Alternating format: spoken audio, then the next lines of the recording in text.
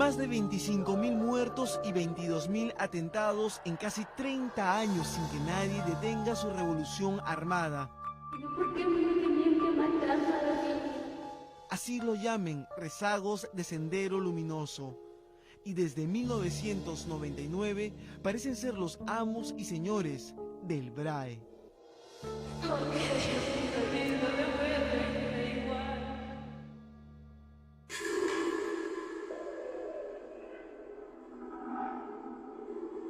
Por primera vez, una cámara de televisión va a ingresar al campamento del grupo armado más buscado por el ejército y por la policía en todo el Perú.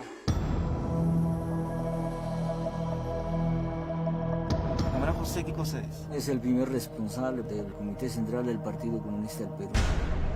De todo lo que sucede desde el 14 de julio de 1999 para adelante es mi responsabilidad. El Partido Comunista del Perú, que no es Sendero, su tarea central es la toma del poder en todo el país.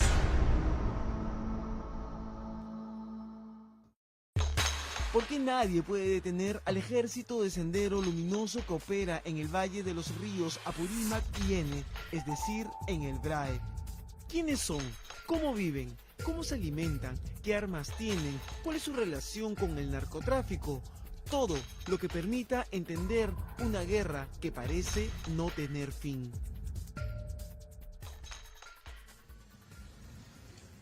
Son las 8 de la mañana y estamos en San Martín de Pangoa. Este es el punto donde nos vamos a encontrar con nuestro contacto, quien nos va a llevar a 2 horas de camino, donde ahí nos va a dar el encuentro también este grupo de Sendero Luminoso para la entrevista.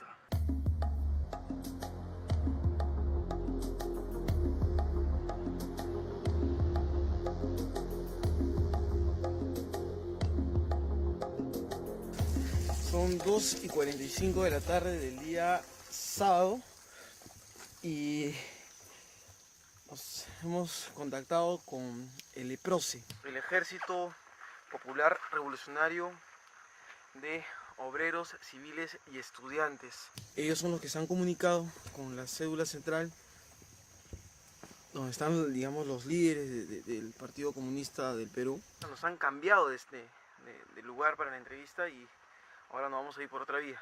Si estábamos en Satipo, ahora nos vamos a ir por Huancayo.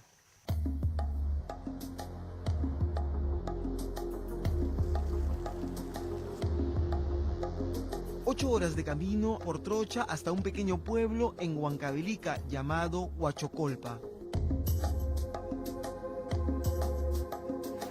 Este es el río Parúa y este es el lugar hasta donde los guías llegan. Nosotros tenemos que ir a un punto donde habíamos quedado con nuestro contacto ahí en Satipo y como a 6 horas de camino, ya entre hoy día y mañana, si es que nosotros no nos encontramos con una columna del Partido Comunista Peruano, ellos nos van a encontrar a nosotros.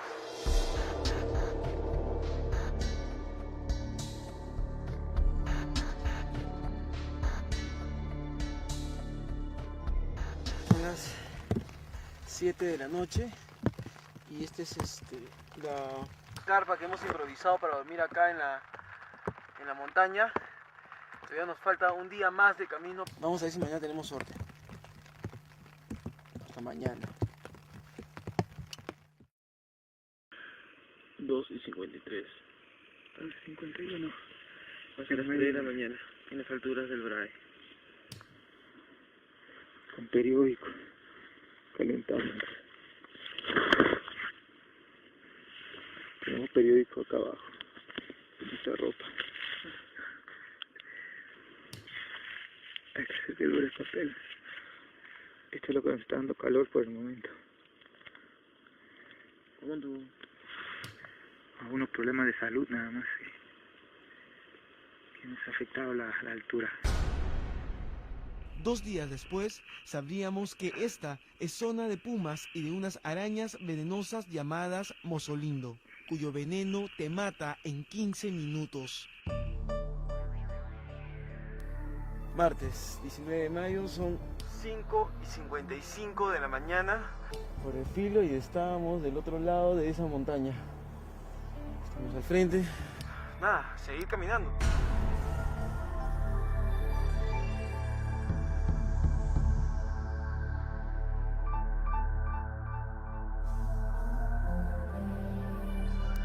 Descanso obligado en el segundo día de caminata en un caserío. Y están camino hacia acá, porque la ruta solamente conduce a este pueblo que ha servido de refugio para nosotros. Ahora, el problema es que acá no sale.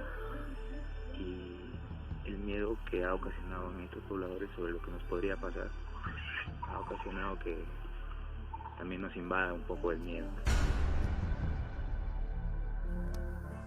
Y al amanecer del tercero, nos echan porque los tíos, como llaman por acá a los terroristas, ya llegan. Tras 2 días y medio de caminata con las rodillas inflamadas y el lacerante dolor de las ampollas en los pies, aparece Sendero Luminoso. ¿Quiénes son ustedes, señores? Somos los periodistas de Lima que hemos coordinado para conversar con José y con Raúl. A ver, su identificación.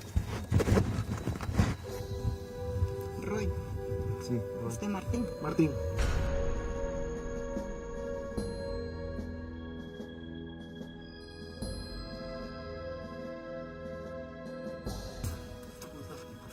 Debo suponer que usted es el camarada José. Sí.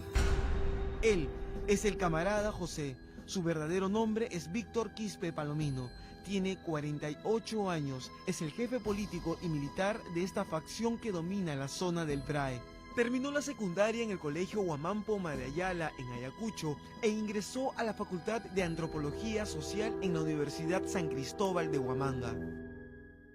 Yo estudié hasta el primer ciclo. Estaba empezando el segundo ciclo y ahí dejé de estudiar.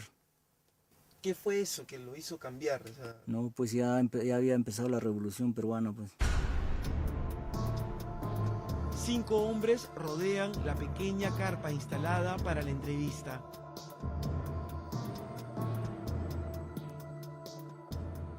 Gonzalo era pues la autoridad inapelable, continuador de Marx, Engels, Lenin, Stalin, el presidente Mao. Era garantía de triunfo, que no podemos dar ni un paso sin él. La cuarta espada, el más grande marxista, leninista, maoísta viviente sobre la tierra. Lo que en medio de la revolución no se demostró tal cosa, ¿no? ¿Y nunca hubo tipo de sanciones físicas disciplinarias en esos tiempos? De ejecución, Claro. a nivel de la dirección central, Al no interior del no lo vi. Pero en otros niveles sí. Se llegaba hasta ejecuciones. El camarada José no lleva armas, no es necesario. Aparte de su cordón humano de seguridad, hay 4 destacamentos vigilando a inoportunos visitantes. Su Claro. padre también fue... Comisario o secretario. Sus padres, Martín Quispe e Irene Mendoza, también pertenecieron a Sendero Luminoso. Y él fallece en una acción de... En Centro Somaveni. Lo mataron a los comités de autodefensa, lo descuartizaron. Yo no tuve la oportunidad ni siquiera de ir a enterrarlo, pero a mí me llena, me conmociona haber tenido la calidad de familia revolucionaria que tuve. Mi madre ha sido detenida en Satipo, cuando Feliciano le dio tareas pues de ir hacia un trabajo en Huancayo. Entonces ha estado también prisionero. Ella también salió en libertad y también hace su vida. En cambio, mis 2 hermanas, que son jóvenes, sí son una vergüenza política, repito, y lo digo con toda sinceridad. ¿Cuántas heridas de guerra tiene? Lo más expresivo son 3. Tengo una bala pues en el pecho, varios perdigones en la nalga, y tengo el hombro fracturado. Yo en el dedo también tengo una herida, creo. Sí. ¿Qué pasó ahí? Esto ha sido porque estaba preparando explosivos de cápsulas de FAL. Entonces, por una negligencia que cometí, en un calor intenso, estuve chancando la pólvora, pues, y en eso explosionó. El 3 de abril de 1983, Sendero Luminoso asesinó con hachas, machetes y armas de fuego a 69 pobladores en la localidad de Lucanamarca, Ayacucho. se les indica a usted como participante en Lucanamarca. Correcto. ¿Eso es verdad? Yo en ahí no era, como dicen, comando, era combatiente. Se me imputa de que yo he aniquilado con hacha, con machetes. Eso es falso. ¿Y cuál es la verdad entonces? He sido combatiente. He participado, pero he estado como parte del conjunto. 11 de las víctimas eran niños recién nacidos. Ahora, que yo haya dado órdenes, ¿no?, bajo la dirección de Gonzalo y Feliciano, sí, soy responsable de eso. Del 99 hacia atrás, ¿siente que en sus manos estuvo la vida de alguien que no debió morir? Claro, pero esa es responsabilidad de Gonzalo y esa dirección central, pues. ¿Cuántos no han muerto? A lo que ahora se le dice inocentes. Han muerto, pues. Es doloroso. Pero esa situación dolorosa nos forja, nos templa, nos enseña. ¿Y un comunista puede ofrecer disculpas por las vidas que no debieron? Oiga, mira, ve, para poder revertir la situación desde el 99 para adelante, cuánta vergüenza hemos pasado ante el pueblo y en cuántos pueblos no nos hemos autocriticado. Dura, amarga, pero se resiste, si es que uno es de verdad comunista, y lo hemos hecho. Como ahora, por ejemplo, no estoy negando de mi acción en Lucanamarca, esa es la verdad. Y si quiere usted saber de eso, pregúntele al mismo Gonzalo, ¿por qué no lo van a preguntar a Gonzalo y a Feliciano en la prisión? Según el camarada José, con la captura de Abimael Guzmán en 1992, se cerró una etapa en la historia del Partido Comunista del Perú. En nombre de la guerra popular, Gonzalo comienza a aplicar terrorismo. Es correcto decirle a Gonzalo y a toda esa dirección central, especialmente a Feliciano, ha sido terrorista. La segunda termina en 1999 con la caída de Feliciano. Desde ese momento, desde el 14 de julio de 1999 hacia adelante, Gonzalo y esa dirección central no pertenecen, ni hacen ya la revolución peruana. No pertenecen al Partido Comunista del Perú. Eso ya es otra tienda aparte. Y eso usted como hijo del pueblo, nuestro pueblo y nación peruana, el proletariado internacional, las naciones oprimidas, pueblos del mundo, deben comprender claramente. Porque hasta ahora Gonzalo y esa dirección central siguen traficando con el nombre del partido y de la revolución peruana. Del 99 en adelante empieza la tercera etapa. El camarada José asumió el liderazgo a pesar que en Lima más se hablaba del camarada Alipio. El camarada Alipio es parte de la comisión militar y es miembro del comité central. ¿Quién ahora, o quiénes, forman parte de este comité central? Uno de ellos soy yo, después viene el camarada Moisés, el camarada Raúl. Bueno, tenemos como suplentes al camarada Gabriel, a la camarada Guillermo, a la camarada Silvia, hasta ahí. Y se volvieron más fuertes en una zona cocalera como la del Brae, donde también reina el narcotráfico. A nosotros nos tipifican de narcosenderistas, narcoterroristas, incluso Rospigliosi se arroga a plantear que Sendero existe donde hay coca. No somos nosotros narcotraficantes, ni defendemos el narcotráfico, porque nuestro pueblo, el campesino cocalero, no es un narcotraficante. El campesino cocalero, el campesino que trabaja en las pozas de maceración, el campesino que procesando llevan sus 7, 8 kilos hacia la ciudad, ¿no? El campesino que vende insumos químicos, ¿no? Ellos, ¿cómo van a ser narcotraficantes? Ellos son trabajadores. Según inteligencia de la policía, existen 11 rutas en el corazón del Brae custodiadas por el partido y por donde sale la droga, gracias al pago de cupos. Ahora sobre lo que usted llama cupos, ese es el lenguaje del imperialismo. Es como decirnos a los comunistas terroristas. Mire, necesariamente en medio de una revolución se establece impuestos de guerra. Eso se llama impuestos de guerra para nosotros. ¿Y se puede saber más o menos un impuesto de guerra Sí, aproximadamente? no, ellos han establecido $2 por kilo. Ahora, no hay pues en la puerta del BRAI donde diga pasen por Vizcatán, no es obligatorio. Y si ellos pasaban, es con independencia, porque sabían que en donde estábamos el partido, nuestro ejército popular revolucionario, ¿no? Su propiedad, sus intereses se respetaban.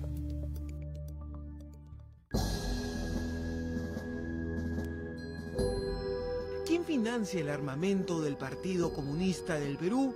¿Cuál es su versión tras las últimas emboscadas? ¿Cómo se abastecen? ¿Y qué papel cumplen los niños en la revolución? Las respuestas en la segunda parte de este reportaje. Posición de agitación 1, 2, 3, 4. Lo único que nos saca ventaja el ejército es en el armamento y en el número de efectivos. De estrategia, táctica, velocidad, valentía, capacidad a afrontar las dificultades, pues es nulo, ¿no? O sea, no nos puede igualar. Si con un RPG que tenemos ya están dando el grito al cielo, ¿qué va a pasar mañana cuando estemos un poco más armados?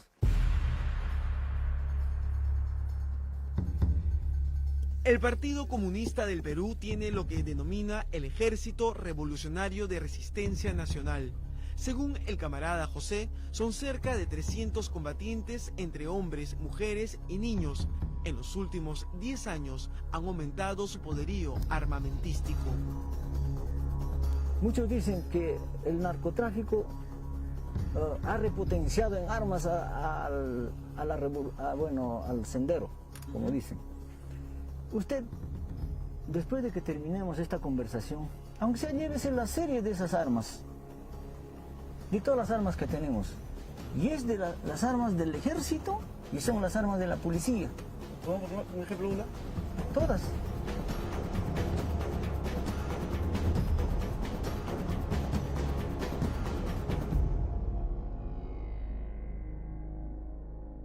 ¿Este qué arma es? Ese es del helicóptero. Esta es la de... PKM. ¿Y esta, por ejemplo, cómo la obtuvieron? Esta arma. En Sanibeni. Sanibeni. Claro. Eso ocurrió en 1999. El general Eduardo Fournier, el hombre que capturó a Feliciano, fue emboscado cuando buscaba la rendición de 300 subversivos en el BRAE bajo el mando de José. ¿El último helicóptero ese que apareció en los periódicos ha sido con esta? Sí, con él. ¿Tú mismo fuiste el que disparaste? Sí. Su principal fuente de abastecimiento proviene de las últimas emboscadas y secuestros, como los 71 trabajadores de la empresa Techin en el año 2003. Han estado 70 rehenes, no ha sido tampoco secuestro. ¿Por qué? Porque esa acción hemos realizado y era necesario por cierta seguridad hasta una distancia nos acompañen. Y después se han ido. ¿Y cuál era el objetivo en Techin? ¿Cuál fue el objetivo de ustedes? En Techin, bueno, abastecernos de explosivos. En noviembre del 2007 asesinaron a 4 policías y dejaron 6 heridos. En ahí los compañeros han colocado un obstáculo en la carretera, se paró y se atacó con explosivos y fusiles. Y en ahí ha muerto el primer convoy, pero el segundo convoy, como venía atrás, comenzaron a contener y retrocedieron. Ahí terminó esa acción. Entonces, cuando lanzaron una pepa, o sea, un MGL, el carro se incendió. ¿Quién lanzó la pepa? El compañero Alfonso. Y se incendió. Y hay, algunas armas se quemaron, algunas policías que habían salido, eran 3, de esos se confiscó las armas. En noviembre del 2007 tomaron por asalto la comisaría de Ocobamba. ¿Y ahí cuántas personas participaron? 20. 20. ¿Hubo heridos? ¿De nosotros? Sí. ¿No? Y el último golpe subversivo ocurrió en Sanabamba. Entonces ya ese trabajo ya estaba planificado. Entonces sabíamos que la Fuerza Armada iba a salir de patrulla. 2 días antes ya habíamos preparado el terreno para la emboscada. En Sanabamba, ¿cuántos miembros del partido participaron? 25. Todos adultos. ¿Sí? ¿Qué ha pasado? En ahí hubo algo de 6 heridos en condiciones pues delicadas. Y casi a 6 hemos aplicado la política de prisionero. ¿Qué significa eso? Que al herido se le respeta íntegramente. Al que está fuera de combate, aunque esté ileso, se le respeta íntegramente. Solamente se le confisca el arma, no se le roba. A este campamento le llaman Base Democrática de Apoyo. Tienen paneles solares para generar electricidad y el camarada José también tiene una laptop. ¿Eso qué es? Son paneles, compañero. Sí, compañero, para cargar baterías para luz. Para movilizarse, ¿ustedes caminan un promedio de 5 días? Para movilizar, depende de la tarea. Hasta podemos caminar un mes, todo el año también. ¿Y caminan niños, hombres y mujeres? No, eso depende. Yo estoy ahora con niños y con algunas camaradas mujeres. Por ejemplo, para la realización de esta entrevista, ¿cuánto han caminado? 4 días. 4 días para encontrarnos. Claro. Y ustedes abastecen para preparar sus alimentos todo acá. La política de nuestro abastecimiento es en base a nuestros propios esfuerzos en la masa. Aparte, cuando nos dicen a nosotros de que estamos desabastecidos, de que estamos hambrientos, harapos, es una situación psicológica para que el pueblo que no conoce de nosotros piense que estamos así. No, esa es una tarea, digamos, psicológicamente para ponernos a nuestro pueblo de espaldas también. El problema de la tierra. Quien habla es el camarada Raúl, el número 2 en la cúpula del partido y hermano de José. Su verdadero nombre es Jorge Quispe Palomino. Ha derrotado una revolución cuando es bien dirigida. Raúl y José son profesores en las escuelas populares donde todos los miembros, sin excepción del ejército revolucionario, son formados ideológicamente. Las mujeres también están adiestradas en el manejo de armas. Compañera, ¿su nombre? Elba, señor. Elba. Sí. Elba, ¿esta que... ¿Galil? A chica, señor. Ah, chica. ¿Y tú sí sabes manejarla también ahora? Sí sé manejar. Carmen, ¿esta qué arma es? Fusil AKM. AKM. ¿Y esta fue confiscada cuándo? En la emboscada de Quinoa. ¿Y esta dónde fue confiscada? En la emboscada de Quinoa fue confiscada esta arma. ¿De la policía también o del ejército? De la policía, la mujer Marily Solier. La exigencia en el partido, tanto para el varón y la mujer, es que quisiéramos tener camaradas, mujeres, varones, con sentimiento y mentalidad proletaria. No importa el género. Claro, sea varón o mujer. Pero durante nuestra visita solo las vimos atendiendo a los líderes y a los niños. Una estructura básicamente machista. La homosexualidad en la revolución, ¿cómo se toma? En primer lugar, no existe ningún caso. ¿Y cómo lo tomamos? Ese es problema del sistema de explotación y opresión. Una vez que el sistema de explotación y opresión cambie hacia la República Popular Democrática del Perú, no va a haber pobreza, no va a haber drogadicción, no va a haber alcoholismo, no va a haber estas situaciones, entonces la homosexualidad tampoco existirá.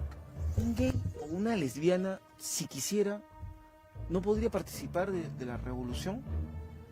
Bueno, en primer lugar no nos preocupamos por el momento en organizar, en ver la participación de ellos. En segundo lugar, que la revolución es tan poderosa que lo volvería a su razón normal. Dejarían de serlo. Posición de agitación 1, 2, 3, 4. ¡Viva el marxismo, leninismo, maoísmo! Principalmente el maoísmo, para la revolución proletaria socialista mundial. ¡Viva el marxismo!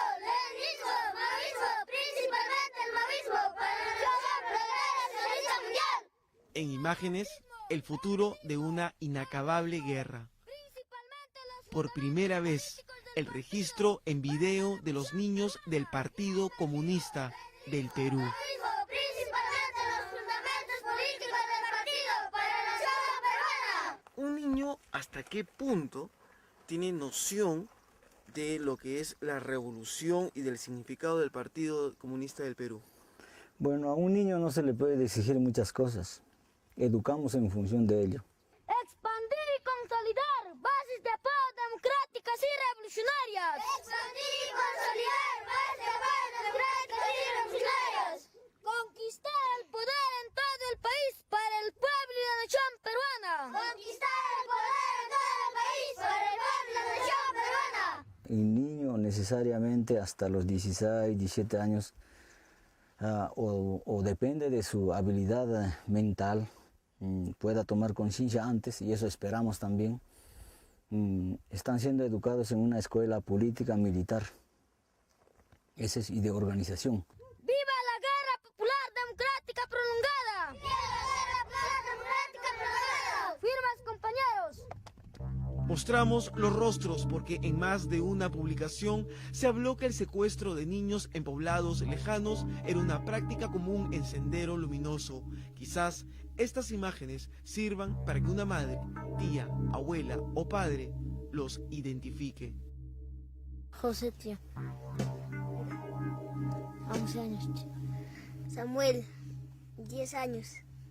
Nora, 10 años. Martín, 10 años. Johnny, 10 años. Alberto, 10 años. Iván, 9 años. Elvis, 8 años. Miriam, 11 años. Renato, 9 años.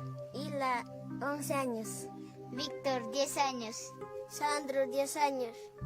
José, Justiño, 8 años. Rubén, 11 años. Agustín, 10 años. Wilder, 10 años.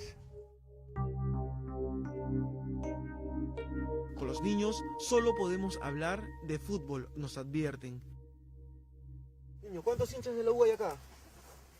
Ni uno. ¿Ni uno de la U? Ninguno. ¿De la Alianza? ¿Del Cristal? ¿Del Sport Boys? ¿Del Sport Huancayo? ¿Del CNI de Iquitos? ¿De qué equipo son? Del partido. ¿Del partido nada más? Sí. ¿Quién de acá le gusta jugar como Lionel Messi? Levante la mano. ¿Ninguno le gusta a Lionel Messi? Como Ronaldinho. Uno, ahí hay uno, como Ronaldinho. Levanta la mano. ¿Le gusta Ronaldinho a ti? Sí. Ya, como Kaká. Yo, tío. Ah, ya está, ya. Como Cristiano Ronaldo. Como Claudio Pizarro. Claudio Pizarro, a ti te gusta, Claudio Pizarro.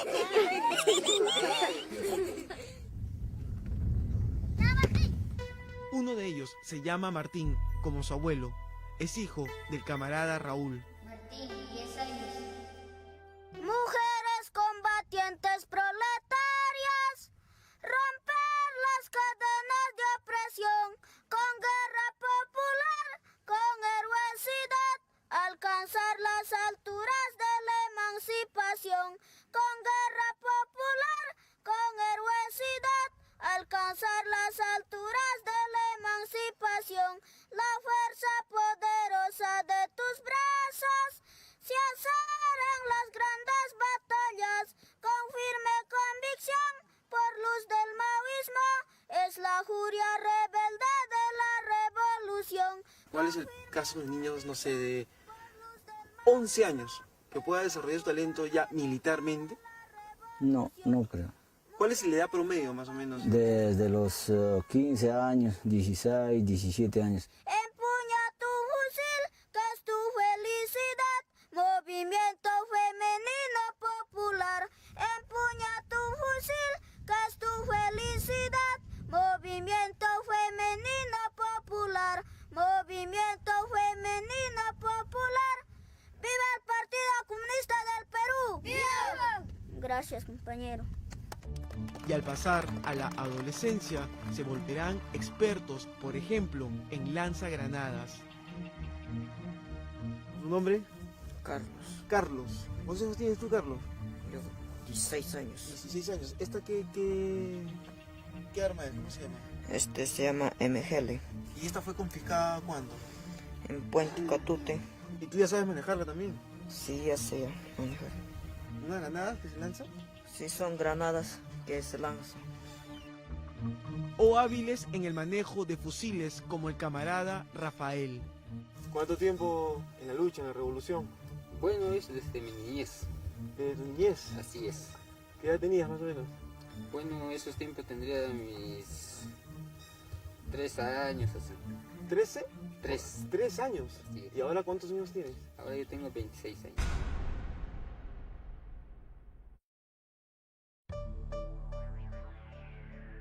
El camarada José está a través de la televisión satelital al tanto de la presentación del nuevo Plan BRAE que llevará cerca de 400 millones de soles para el desarrollo de esa zona. El Plan BRAE es un producto del desarrollo y triunfo de la Revolución Peruana. O sea, lo que usted me quiere decir es que gracias al Partido Comunista del Perú se ha logrado El Plan BRAE. el Plan BRAE. Entonces, autoridades y comuneros, es necesario que exijan al Estado y gobierno peruano que el Plan BRAE se aplique. Insisten que su política ya no es la misma que utilizó Sendero Luminoso. No tenemos como formas de lucha nosotros izamiento de banderas, petardos, sabotajes, pintas, secuestros, amenazas, chantaje, etc. No tenemos como esas formas de lucha. Ni tampoco al pueblo vamos a entrar noche a amedrentarlos. Si movilizamos, politizamos, de acuerdo a las condiciones, es mejor viendo las condiciones pues, de día. Y no tenemos por qué usar pasamontañas, etc. Para un poblador debe ser difícil discrepar con alguien que viene con un fusil. O sea, Usted tiene esa idea, pero es erróneo. Pregunte a un campesino. Al contrario, cuando llegamos con todas nuestras armas en los brazos, en el hombro, se sienten felices y alegres. es necesario un diálogo porque viendo más o menos lo que se viene, va a ser un encuentro, un encontronazo entre revolución y contrarrevolución, que al final lo que va a generar definitivamente son muertos. Ajá, correcto. ¿Me quieres decir que necesariamente tenemos que llegar a un diálogo? Claro. Cuando esta revolución avance, necesariamente tiene que haber un diálogo. Porque si no... Tenemos que sentarnos las dos partes en la mesa. Pero ¿para qué va a ser ese diálogo? ¿Para qué? Para que el imperialismo, el Estado y gobierno peruano, ¿no?, firmen su acta de rendición, aceptando que el partido triunfó y toma el poder en todo el país.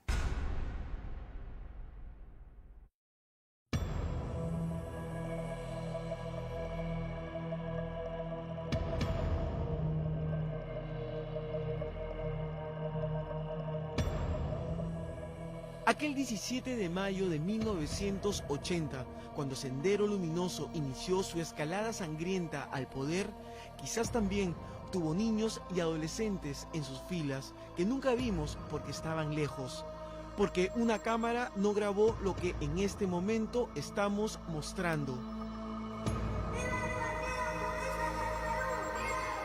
Increíblemente, hoy, casi 30 años después, aún seguimos hablando de ellos. ¿Cuánto tiempo más habrá que esperar para enterrar este tema por siempre?